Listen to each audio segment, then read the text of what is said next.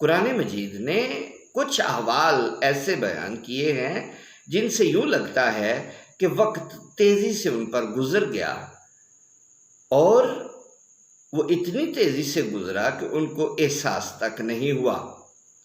اللہ رب العزت کا آخری کلام ہونے کے ناطے جہاں قرآن مجید بنی نوع انسان کے لیے ہدایت کا سرچشمہ ہے، وہاں وہ ہمیں بے شمار سائنسی حقائق سے آشنا کرتے ہوئے اس کائنات کے بہت سے سربستہ رازوں سے پردہ سرکاتا بھی دکھائی۔ روشنی کی رفتار یا اس کے قریب رفتار سے سفر کرنے والی مادی اشیاء پر وقت کا انتہائی تیزی سے بہنا تو پچھلی چند دہائیوں کی تحقیقات سے ثابت ہو چکا ہے۔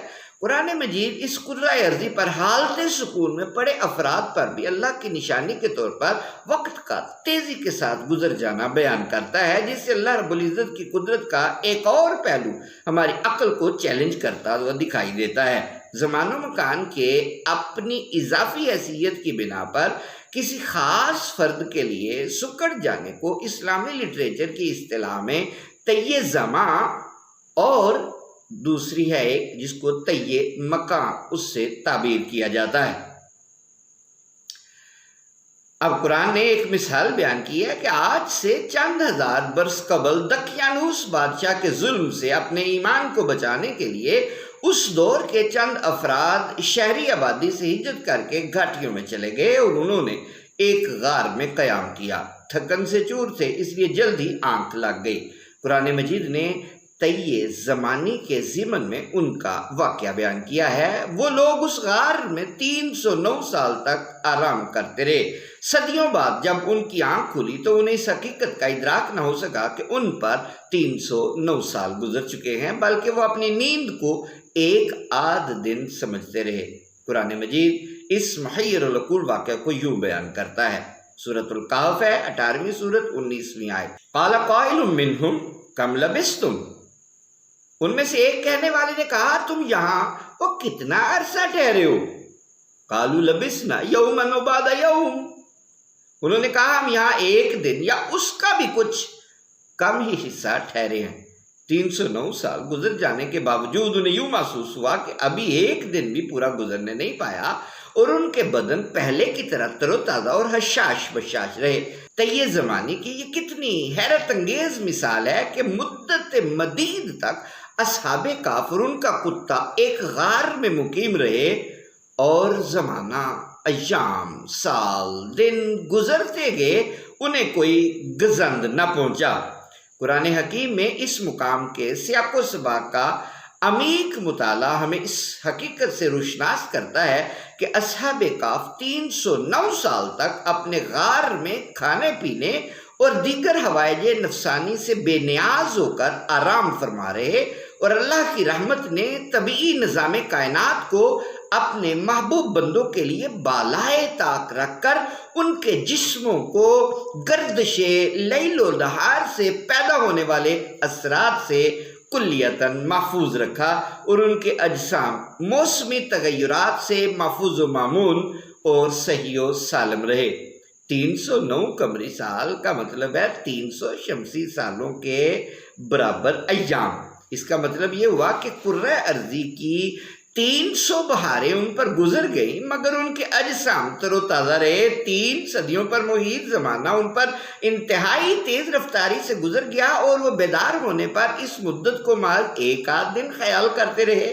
یہ اللہ رب العزت کی قدرت مطلقہ کا ظہور تھا، جس سے کائنات کے طبعی قوانین کے پیمانے سمٹ گئے۔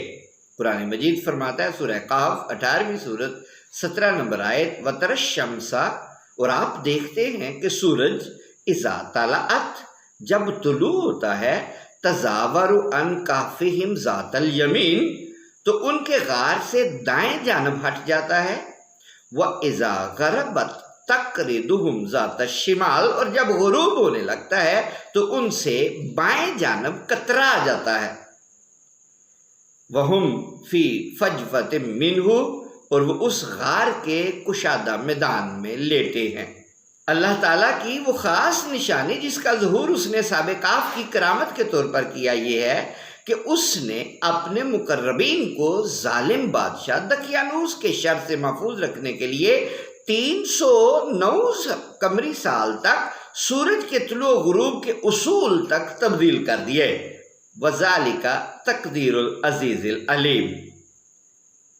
اس کی روح سے ایک معین نظام فلکیات کو سورج کے گرد زمین کی 300 مکمل گردشوں تک کے طویل عرصہ کے لیے بدل دیا اور فطری ضابطوں کو معطل کیے رکھا۔ صدیوں سے جاری انسانی عقل کے سفر میں ایک نہایت اہم سنگ میل عام طور پر جنرل تھیوری آف ریلیٹیوٹی، عمومی نظریہ اضافیت کے نتیجے کے طور پر ہونے والی جدید سائنسی پیش رفت سے بنی نوع انسان کا عقلی و سائنسی ارتقاء ابھی اس نتیجے پر پہنچا ہے کہ روشنی کی رفتار کے قریب قریب رفتار سے سفر کرنے والے جسم کی کمیت اس کی رفتار کے تناسب سے بڑھ جاتی ہے، حجم کم ہو جاتا ہے اور وقت اس پر تیز رفتاری سے گزرتا ہے، جبکہ اس کے برخلاف یہ جو قرآنی واقعہ ہے اس میں اصحاب کہف سفر کی بجائے سکون کی حالت میں آرام فرما تھے کہ ان کے جسم تر و تازہ رہے، ان کا حجم بھی برقرار رہا اور وقت ان پر انتہائی تیز رفتاری سے گزر گیا۔ اب یہ کیسے ہوا؟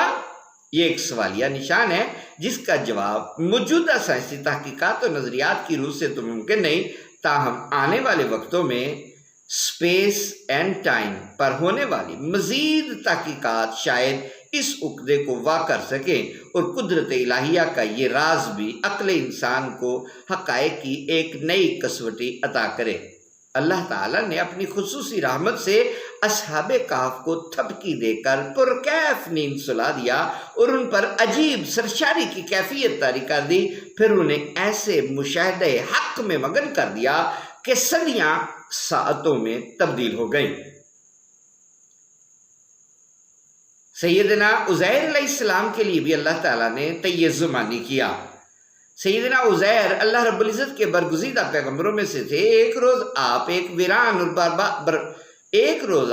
ویران اور برباد بستی کے پاس سے گزرے جس کے مکانات منہدم ہو چکے تھے۔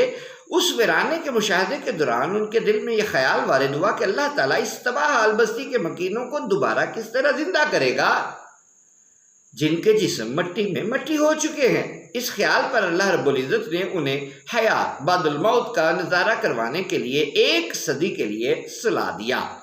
بطور مشاہدہ ان پر 100 سال کے لیے موت طاری کر دی اور بعد ازاں قدرت خداوندی ہی سے وہ زندہ ہوئے اور ایک مکالمے میں اللہ تعالیٰ نے ساری حقیقت ان پر آشکار کر دی۔ قرآن نے سورہ البقرہ دوسری سورت 259 نمبر آیت میں فرمایا فَأَمَاتَهُ اللَّهُ مِئَةَ عَامٍ ثُمَّ بَعَثَهُ قَالَ كَمْ لَبِثْتَ۔ سو اپنی قدرت کا مشاہدہ کرانے کے لیے اللہ نے اسے 100 سال تک مردہ رکھا، پھر اسے زندہ کیا اور پوچھا تو مرنے کے بعد کتنی دیر ٹھہرا رہا ہے؟ 1 صدی تک موت کی آغوش میں سوئے رہنے کے بعد جب حضرت عزیر کو دوبارہ زندگی ملی اور ان سے پوچھا گیا کہ آپ کتنا عرصہ سوئے رہے ہیں تو انہوں نے کہا لبثت یوما او بعد یوم، میں 1 دن یا 1 دن کا کچھ حصہ یہاں ٹھہرا ہوں۔ سیدنا عزیر کے اس جواب پر اللہ تعالیٰ نے تمام بات کھول کر ان کے سامنے رکھ دی اور اپنی قدرت کا بھرپور نظارہ کروا دیا۔ فرمایا بل لبثت مئة عام فانظر الى طعامك وشرابك لم يتسنى وانظر الى حمارك۔ فرمایا بل نہیں بلکہ تو 100 برس پڑا رہا ہے، پس اب تو اپنے کھانے اور پینے کی چیزوں کو دیکھ، وہ باسی بھی نہیں ہوئی، کھانے پینے کی جتنی چیزیں تھیں وہ لم یتسنہ، ان پر وقت نہیں گزرا۔ کیا فرمایا؟ لم یتسن کہتے ہیں سالوں کو، لم یتسنہ، اس پر وقت نہیں گزرا۔ وانظر الی حمارک، اپنے گدھے کو بھی دیکھو۔ وَلِنَجْعَلَكَ آیَةً لِلنَّاسِ، اور ہم نے یہ جو گدھا ہے اور یہ جو کھانا ہے اس کو تمہارے لیے اور لوگوں کے لیے نشانی بنا دیا، اور اب ان ہڈیوں کی طرف دیکھ، ہم انہیں کیسے جنبش دیتے اور اٹھاتے ہیں، پھر انہیں گوشت کا لباس پہناتے ہیں۔ اس آیہ کریمہ میں جہاں سابقاف کی طرز پر سیدنا عزیر پر وقت کا انتہائی تیز رفتاری سے گزرنا بیان ہوا ہے، پوری صدی ان کے محض 1 دن میں گم ہو گئی۔ وہاں ان کے کھانے پینے کی اشیاء پر تو صدی نے گزرنے میں 1 دن کا وقفہ بھی نہ لگایا۔ اگر وہ صدی اس خوراک پر حضرت عزیر والی رفتار کے ساتھ محض ایک دن میں گزرتی تب بھی کلی فضا میں پڑا کھانا یقیناً باسی ہو جاتا، جبکہ یہاں اللہ تعالیٰ نے اپنی نشانی کے طور پر اس میں عفونت اور سرانڈ تک پیدا نہ ہونے دی۔ یوں اس ایک واقعے میں وقت کی دو مختلف رفتاریں موجود ملتی ہیں۔ علاوہ اللہ کے پیغمبر کے گدھے کی ہڈیاں بھی گل سڑ کر پیوند خاک ہو گئی۔ ایسا اس لیے ہوا کہ گدھے پر وقت اپنی اصل رفتار سے گزرا اور ایک صدی گزر جانے کے بعد یقیناً اسے ختم ہو جانا چاہیے تھا۔ ایسا ہی ہوا۔ پھر اللہ تعالیٰ نے اپنی قدرت کا مشاہدہ کروانے کے لیے اس گدھے کو آپ کے سامنے زندہ کیا، اس کی ہڈیاں اکٹھی ہوئیں اور وہ زندہ سلامت کھڑا ہو گیا۔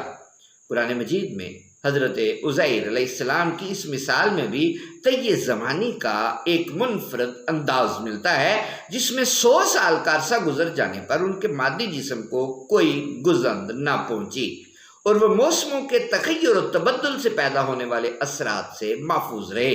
وقت ان کے کھانے پینے کی اشیاء پر گویا ایک لمحے میں گزر گیا اور ان کی تر و تازگی میں کوئی فرق نہ آیا، لیکن وہی صدی اللہ کے نبی کے گدھے پر اپنی پوری طاقت کے ساتھ گزری، اور جب وہ اتنی پوری طاقت کے ساتھ گزری ہے تو آپ اندازہ لگا لیں کہ اس کا حال کیا ہوا۔ یہاں سے آپ سمجھ جائیں کہ جو اللہ کے نیک بندے ہوتے ہیں، اللہ تعالیٰ جس کو چاہے اپنے ان بندوں پر وقت کو بالکل تیزی سے گزار دیتا ہے اور دوسرے لوگوں پر وقت آرام آرام سے گزرتا ہے۔ پھر کیا ہوتا ہے؟ نہ ان کے کفن میلے ہوتے ہیں اور نہ ہی ان کا جسم گلتا سڑتا ہے۔ لیکن جو اللہ کے نافرمان ہوتے ہیں، یا اللہ رب العزت انہیں نشان عبرت بنانا چاہتا ہے، دوسروں کے لیے نشانی بنانا چاہتا ہے، دکھانا چاہتا ہے کہ دیکھو اس پر وقت گزرا ہے اور اس پر وقت نہیں گزرا۔